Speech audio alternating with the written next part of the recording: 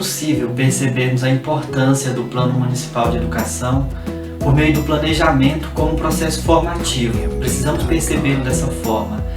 E assim, por bases científicas, tendo em si a real situação da educação, podemos nos recordar do período em que tivemos conferências municipais, intermunicipais, as conferências estaduais e também a Conferência Nacional nos períodos aí de 2008 a 2010.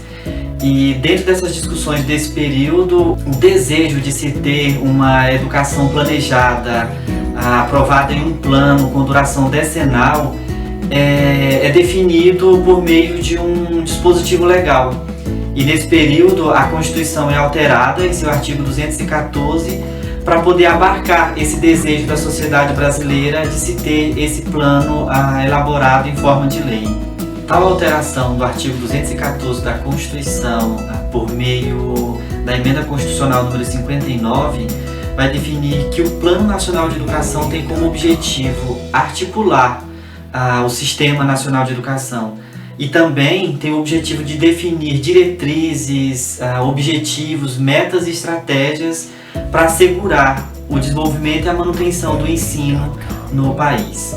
E em junho de 2014 é aprovado o Plano Nacional de Educação vigente, que podemos considerá-lo construído num processo de planejamento formativo envolvendo o governo e a sociedade civil.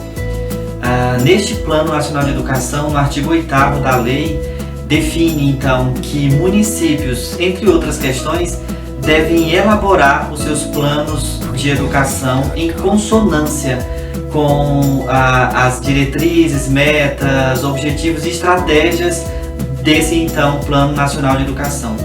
E é importante percebermos e darmos um significado para essa palavra consonância, pois de um certo modo ela imprime um aspecto de continuidade e de articulação desse Plano Nacional de Educação.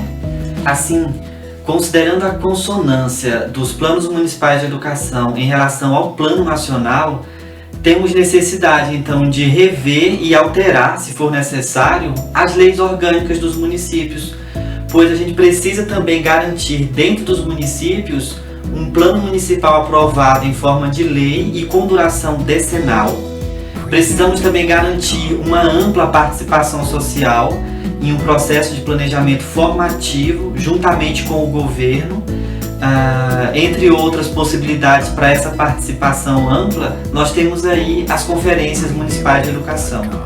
E garantir também um plano municipal que seja o articulador do sistema municipal de educação. E pensando esse processo do plano municipal como articulador do sistema, temos aí a ideia de que projeto político-pedagógico das escolas, o planejamento curricular, o plano de ensino precisam também necessariamente estar em sintonia, ou seja, estarem consonantes com o próprio Plano Municipal de Educação, porque eles precisarão também percorrer e perseguir os mesmos objetivos, metas e estratégias do Plano Municipal de Educação. E esse processo de planejamento formativo é que garante a articulação do sistema. Ou seja, é dessa forma que a gente tem um Plano Municipal de Educação que não tenha um fim em si mesmo. Um Plano Municipal de Educação que seja efetivo, que esteja vivo dentro do município.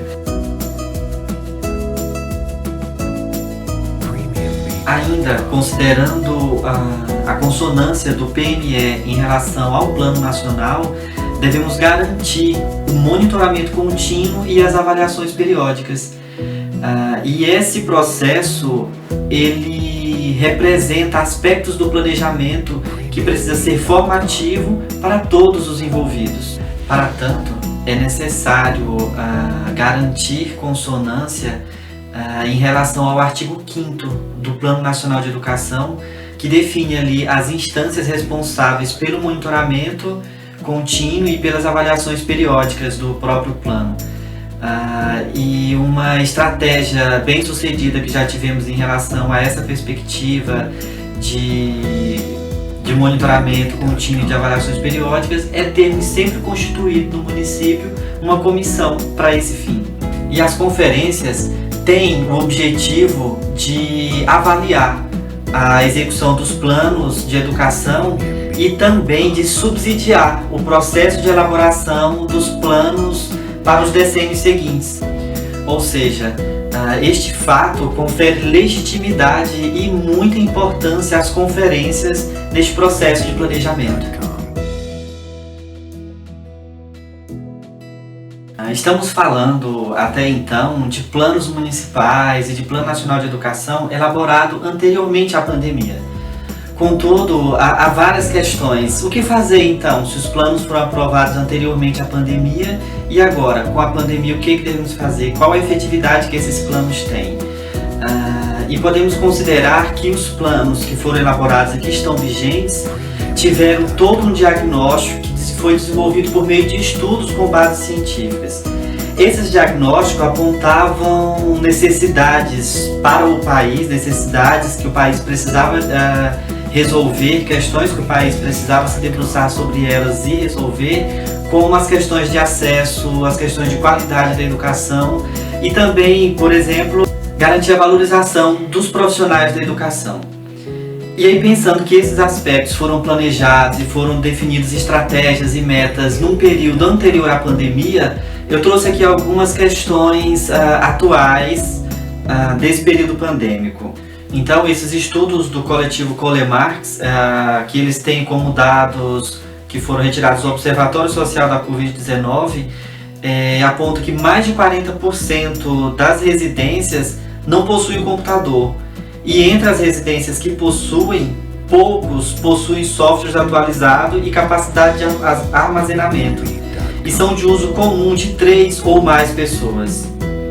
No que diz respeito à qualidade da educação, o acesso à internet é um direito fundamental, no entanto, o uso dos artefatos tecnológicos, por suposto, não pode ser pensado de modo desvinculado das condições de habitação dos estudantes.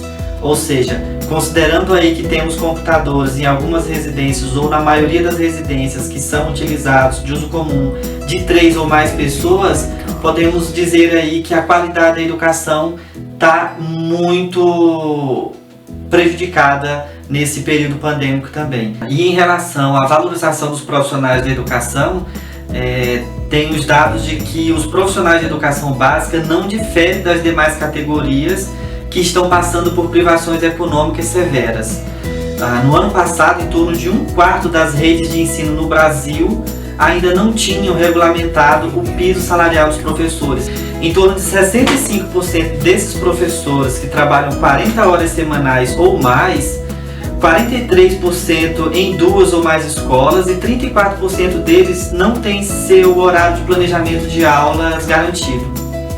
Desse modo, as consequências do isolamento social são especialmente penosas, não somente para os estudantes, mas também para muitos trabalhadores da educação. E pelo não alcance dessas metas, mesmo as que foram elaboradas e definidas no plano ainda antes da pandemia, isso implica que são questões e são necessidades que os governos, o poder público precisa resolver, precisa se antenar para elas. E são questões que, entre outras, garantem uma educação socialmente referenciada.